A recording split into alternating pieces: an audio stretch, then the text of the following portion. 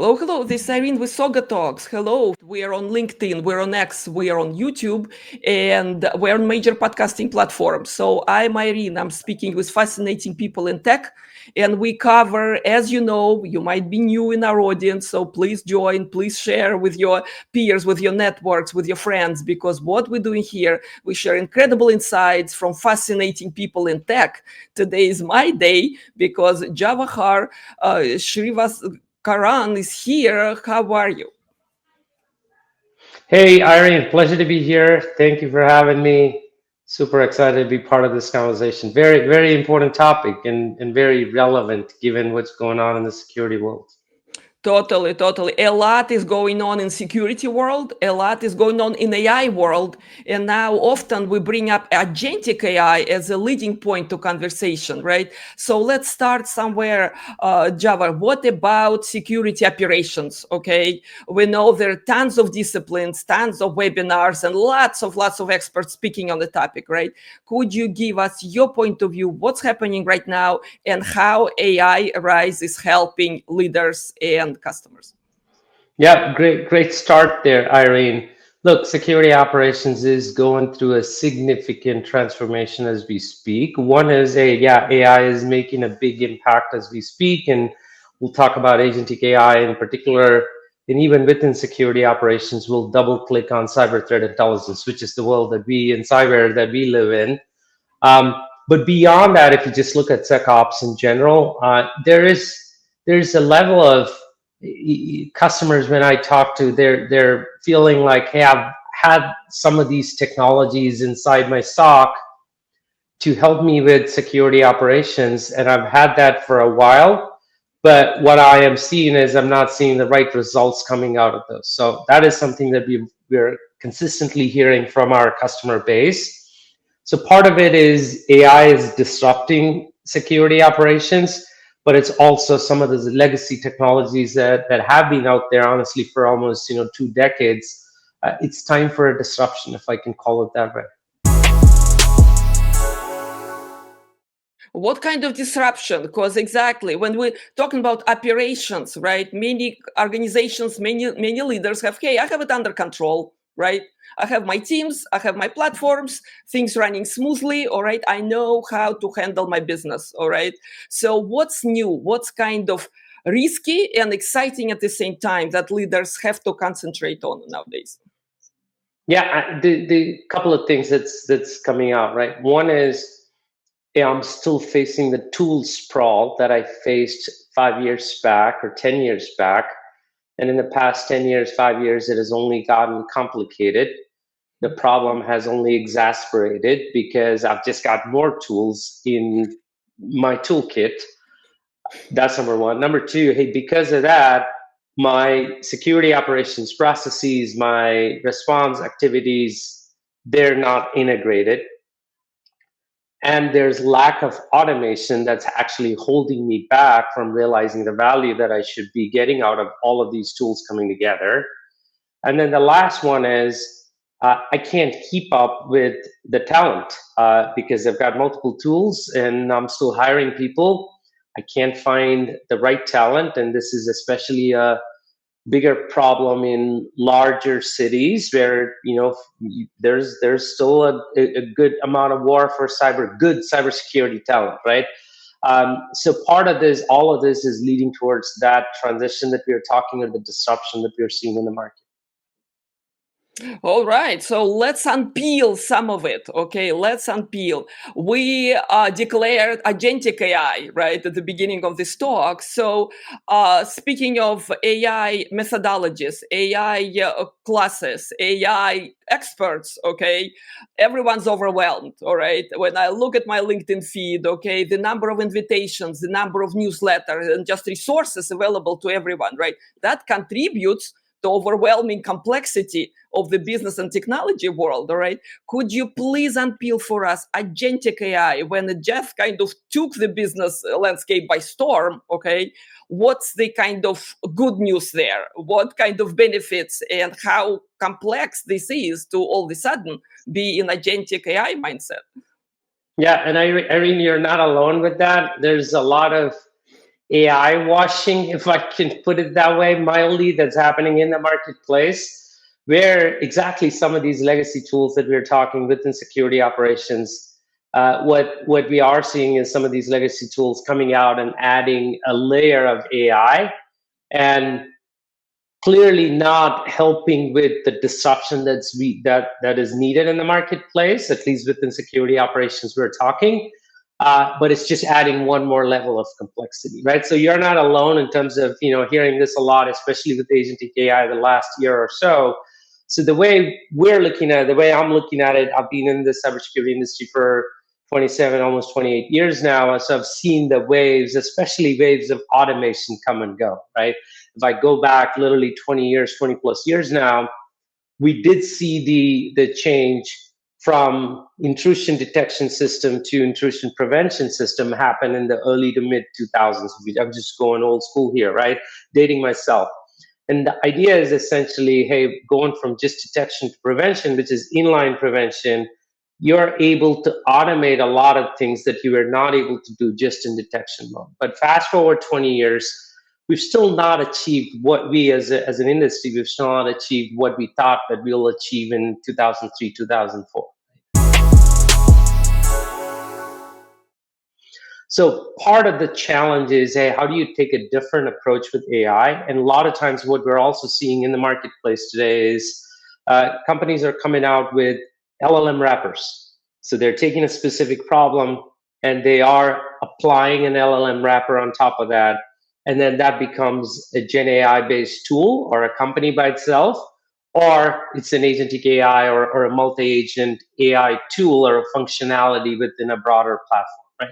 So what we on the cyber side, clearly what we want to focus is we don't want to take that approach. We want to take a more prescriptive approach as it relates to security operations and very specific to cyber threat intelligence. We're the leaders in the cyber threat intelligence platform market. We've got majority of the ISACs as our customers, which we are very proud of. We've got large enterprise customers. So what we've done is we've taken that experience, that depth that we have in cyber threat intelligence, and we are applying that to the agentic AI world, but making it truly, truly meaningful and effective to our customers. So again, the focus is what's real, what can we make it real for our customers with agentic AI? And again, we are staying true to our strengths, which is cyber threat intelligence. That's what we're doing. And across agentic AI, I want to finish this thought here, and I would love to get some leading questions there, is we want to make sure we're leveraging agentic AI across the spectrum, right? And that could be AI-driven analysis of cyber threat intelligence, that's AI-driven decision-making, that is also very, very important. The last bit is AI-driven action, right? So it's analysis, decision-making / prioritization, but eventually leading to automation and action. The recent Cyware survey shows 80% of IT professionals feel that their threat intelligence programs aren't fully operationalized, all right? So do you see agentic AI as helping here, or there are different types, different tools, and different approaches that help close this gap?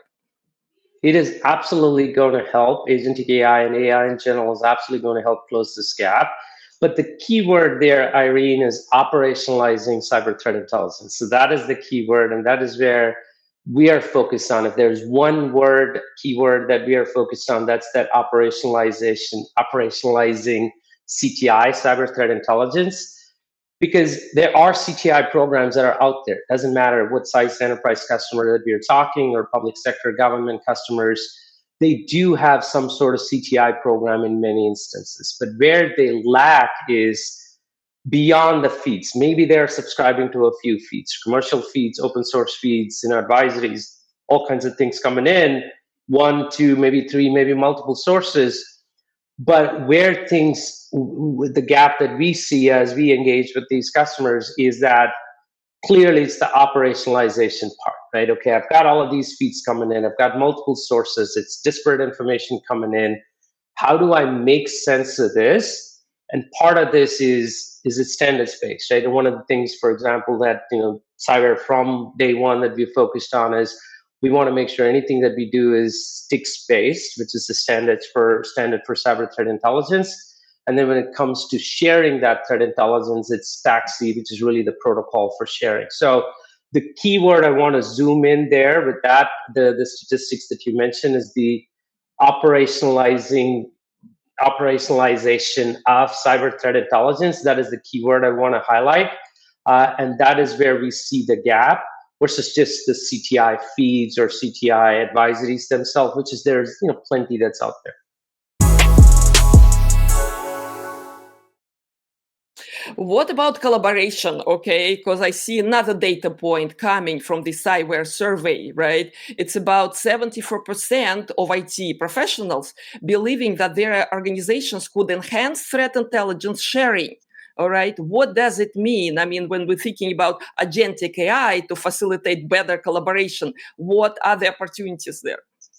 Absolutely. So in addition to AI-based cyber threat intelligence, analysis, decision-making, prioritization, automation, actioning, all of the things that we discussed, another key benefit that's going to come out of AI is that threat sharing. So threat intelligence management will only take the industry so far. The better threat sharing environment that we have across the industry, the better outcomes that we will see. So that is something that Cyware is super focused on. And if you look at our AI tools that we are integrating, or the Agentic AI approach that we have, for example, one of the things that we are focused on is AI-driven threat advisories. So for example, if you're an entity that is a hub that shares threat information with downstream entities, and those entities could be within your own organization. If you're a large Fortune 100 organization, you might have a centralized CTI team that is sharing that threat intelligence downstream to multiple teams within your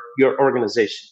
It could be vulnerability management, it could be incident response, it could be threat detection, it could be multiple downstream teams within your own organization where you can use AI-driven threat advisories as an example to effectively share that information. But more importantly, it's external threat sharing. This is where, hey, you're sharing within your industry or industry to industry, and within communities, hubs getting created, and Cyware is front and center of that activity as it relates to threat sharing or collaborated, what we call as driving that defense through tighter collaboration when it comes to threat sharing.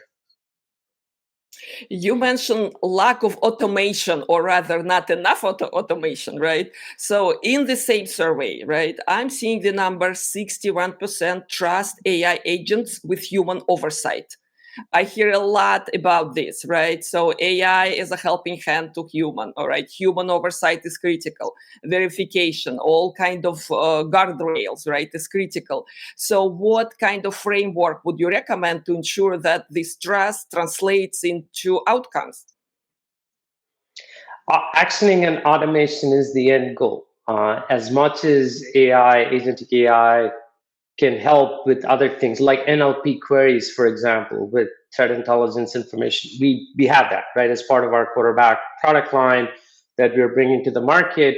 You, as an analyst, can do NLP-based queries to look at advanced threat information. It could be malware, it could be a specific IP address that you're hunting and looking for specific threat information. The clear value comes as we go into the automation part of it. So this is where, again, look at high fidelity events, look for the threats that is actually material for your business. Don't get lost in the noise, if I can use that as a term, because if you look at traditional tools, log management, SIM, and other tools, you got a lot of data that's coming in, which means you've got alert fatigue, which is a real problem with traditional SecOps tools. So focus on the most important actions that you got to take, and cyber threat intelligence is a natural focus as you look for those things for you to go take action. And then clearly there is a path that we are creating, or a framework that we are creating, where, hey, you're analyzing the threat information, you're prioritizing, you're taking some decisions, and you're automating or the actioning part, which is where the integration comes into play. And one other thing there is an MCP server, right? That's something that that we're looking at, bringing into the market pretty quickly here, where we can open it up so that our partners can work with us. We can work with our partners, because this is a game we can't do it alone. We have to work with our partners, so that when it comes to actioning, clearly that integrated approach is what we're taking. What about some real world examples though? All right. So drawing from your experience, from your career, all right. Could you share maybe standout examples? We don't need organization name, we don't need project names, right? It's mostly about how CTI teams leverage threat intelligence successfully and what made it work. Maybe some, looking under the hood, okay, some success story if you have one to share. I'll give a couple of success stories. One is definitely what we are proud of with our unified threat intelligence platform that we've been building up. And essentially the idea that Cyware is working in the marketplace is you don't want to go procure 5 different technologies or 8 different technologies from 8 different vendors to build your CTI program. So CTI program is, there's threat feed, there's I hope my video is still on. So there's the cyber, threat intelligence feeds coming in. These feeds could be commercial feeds, advisories, open source, any of that. There's the platform, the TIP platform itself, the threat intelligence platform, which is where Cyware started, but it expanded really. Then there is, you're looking at compromised credential management that we just added about a couple of months back, which is an integral part of cyber threat intelligence these days.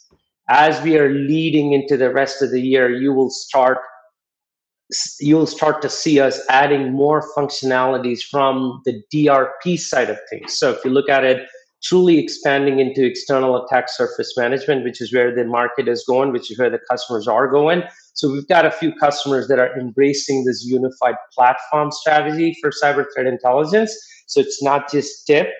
5 years ago, that was the game that was in the market. So where, what we've done to change that is, this is a full-on CTI, integrated CTI, unified CTI platform that includes, yes, there's a TIP, but it also includes a market-leading threat intelligence feed, compromised credential management, sandboxing capabilities for malware detonation, adding DRP functionalities as we go into the rest of the year, and then the automation components. We've got a handful of customers that are leveraging that platform very successfully.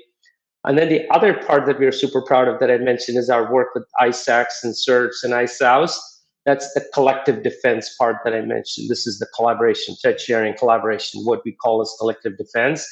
So we've got some really good customers, big size customers that are leveraging our platform for that effective threat sharing, both within their organization, but more importantly, across organizations, which is something, it's a tricky thing, if you will, and how much of threat information can I share, what to share, what not to share. So we create that pathway, we create that network, and we've got, ISACs effectively using them. The last one I would mention as a real world example is the automation part. So we do have the cyber threat intelligence capability, the unified threat intelligence management, collective defense, which is all about threat collaboration. But we also have an orchestration and automation and a response engine or a product line, which we do have customers leveraging today to actually automate some of their security operations needs. So we do have customers that are leveraging our product line across all of these areas. But even as we mature, we stay true to our roots, which is cyber threat intelligence and being a true market leader with CTI. Fantastic. Yeah, you mentioned customers, all right. Could you please again describe some of the common pain points you see out there, okay, that they face, that you help them, but most importantly, the pressing need, which I'm sure is evolving as solutions evolving, right? Technology is evolving. But what about those pain points that really customers looking to solve nowadays? Yeah, some of the pain points what we discussed in this call, right? Legacy tools that are not connected, They're not seeing value out of it, both value from a security point of view, security efficacy, but also value from a financial point of view, right? Unit economics, if you will. So clearly that's a pain point that customers do call out. But specifically within the technology pain points, if you will, especially if you look at the top end of the enterprise segment, they do have investments in CTI, in cyber threat intelligence. They have multiple feeds coming in. It's really how they are effectively operationalizing that threat intelligence that's coming in. That's a big pain point for those customers. As we go a little bit below into the lower end of the enterprise, still it's enterprise, not mid-market or SMB, but as you go beyond the Fortune 2000s, 3000s, the pain points are slightly different because they're still probably slightly early in their CTI journey. So this is where we're coming in and helping them mature their cyber threat intelligence journey to the next level. This is where the platform approach comes into play, bringing in threat feed, compromised credentials, sandboxing, along with TIP and some of the other, DRP functionalities all integrated in. So clearly that pain point is something that we're solving there. And then the third pain point is around collective defense, which is essentially, I have all of this threat information. I do want to share this with my community, internally, externally, supply chain, third party, fourth party. That is a pain point that customers still face, because it's, who do you share that threat intelligence with? What level of sharing do you want to enable? How do you share it? Can you create a platform to share it? There are risks associated with it, legal concerns for you to work through. So Cyware, we clearly work, we work with our customers that are going through those pain points. And the last step is, okay, you've got all of these things, I want to automate. I'm not automating some of these things, and any automation that I might have built with some of the legacy tools like first generation SOAR tools, security automation, orchestration tools, response tools that were out there 4 or 5 years ago. And I started to automate, but I'm still not seeing the results. That's a clear pain point for me. This is where, we're doing that today with our existing customers. And across all of these areas, we're leveraging Agentic AI to take our customers to the next level. All right, let's turn this conversation. You mentioned a little bit about talent, if I'm not mistaken, talent shortage. Okay, I hear left and right, all right, how not enough IT people, not enough engineers, and in cybersecurity, right, CTI teams. Okay, what kind of challenges leaders and organizations facing now? Because looks like, right, there's never enough talent in whatever field you look, and how they solving these sort of challenges. Yeah, a couple of things I would point out. One is the raw numbers itself that we see all the time, right? 2 million the open jobs, in the 3 million open jobs. So that is one. Park that aside. The more pertinent thing as it relates to talent shortage is qualified talent. That's how I would put it. Because as you get deeper into the SOC, you need somebody with that experience. It scars from the battlefield, if you will.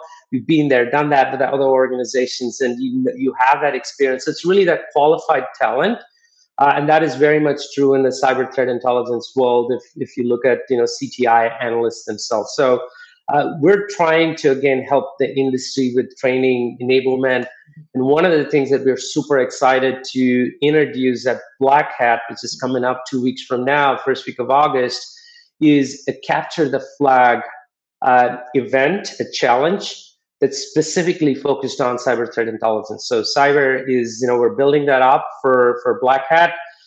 So anybody attending Black Hat, you will get an opportunity to go through a guided CTF, capture the flag, that's focused on CTI, right? That's focused on cyber threat intelligence. And you get a chance to win a challenge coin, medal, other cool prizes that we're doing at Black Hat. So the point is, we need to get more qualified people, and we need to train them as it relates to security operations and SOC in general. But even within that CTI, there's definitely that talent shortage that we hear from our customers that we talk to. So we've been taking a few steps to address that gap, and we're super excited with this capture the flag challenge that we are introducing at Black Hat. Beautiful, beautiful. What about career advice, okay, for people who may be thinking about entering the field, all right? Because it looks like this is a place to be, okay? This is a great opportunity for how many decades to come in someone's career, right? So what's a good advice, kind of, start learning, educating yourself, resources are everywhere, right? We know that. Point is, what is smart way, okay, to become proficient in shorter period of time, hopefully. Yeah, definitely some of the basics that you got to cover with cybersecurity if you're just starting with cybersecurity, right out of college or even high school, that you want to start your career with cybersecurity. You got to get the basics out of the way, which is kind of what I went through in the 90s, if you will.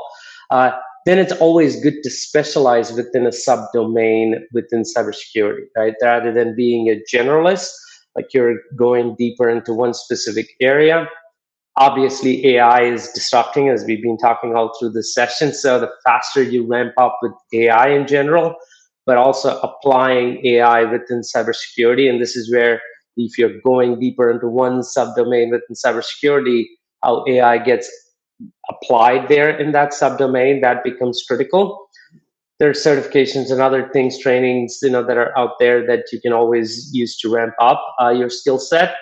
But if there's interest in cyber threat intelligence, which is a growing market, it's projected to be at $4 billion, just CTI alone, in the next 18 to 24 months. And there's plenty of opportunities for you to ramp up. I would certainly recommend going to the Cyber Academy page or to our YouTube page, listen to some of the videos. We walk through products, but we also cover a lot of basics there in all of those cyber training materials that we have out there.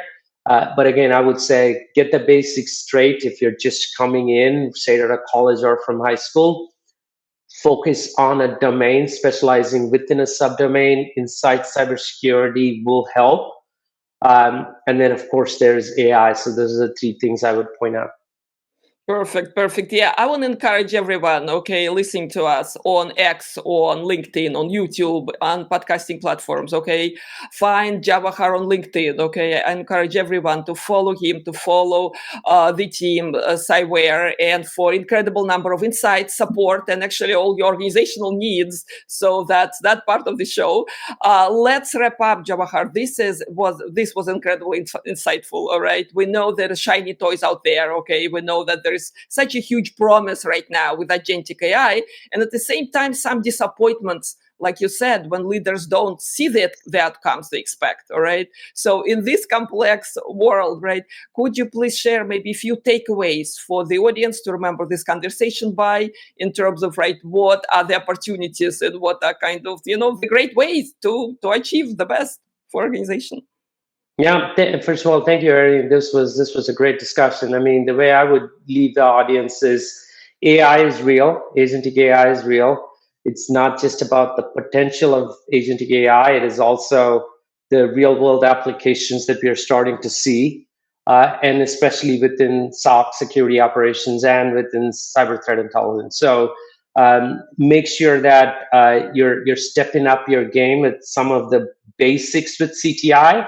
And again, this is where taking that true platform or unified threat intelligence management approach becomes key, so that becomes a key thing, so that you don't have fragmented technologies that you're trying to stitch to make a CTI program, right? So feel free to reach out to us if you think we can be of any help to help you in that journey.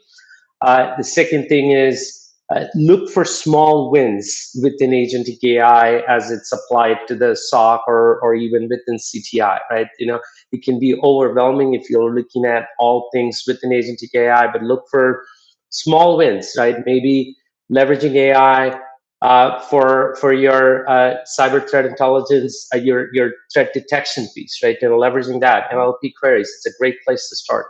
Use AI Assist as the next step. Then as you go, hey, you're starting to truly automate some of the things with agentic AI. Maybe playbook creation that is fully automated, where AI helps you with that playbook creation without a low code, no code approach. But you're building your way up to that versus jumping straight into it and maybe seeing, hey, this is not clicking, this is not working, right? So just like anything else, it has to be a phased approach. And again, we can help you with that maturity cycle as well. But beyond that, it is real. It is happening now in July 2025. And if Cyware can help you with any of those things as it relates to maturing your CTI program or your security operations practices, feel free to reach out to us. Absolutely. That's a perfect finale to the conversation. Just want to give you a couple of minutes, Jawahar. Any news, any announcements you want to make for Cyware? I mean, anything that you want to tell the world in this point of time? We're at Black Hat. 2 weeks from now, we're at Black Hat. If you're attending Black Hat, the Black Hat conference, stop by, have a conversation with us at the booth. And more interestingly, as I mentioned, there is a Capture the Flag event. So there is the challenge that we are introducing, your opportunity to win a medal by capturing some of those flags. It's a guided CTF, so we've made it easy, but if you want to keep going to the next challenge, you get the opportunity to do it. It's a fun thing to learn CTI, or if you already know CTI, for you to take the challenge, show to the world that you can capture some of these flags. So stop by our booth, have a conversation with our team, participate in the CTF. But beyond that, if you're not attending Black Hat, we're here. We're looking forward to having a conversation with you to mature your CTI needs, or even get you started somewhere. If you're not there with the Cyber Threat Intelligence program, we'd love to get you started. Or if you're already having a CTI program in place, I would love to sit down and discuss with you to take that to the next level as you see appropriate. Fantastic. Thank you so very much. Thank you. Thank you, Irene. Thank you for the opportunity. It was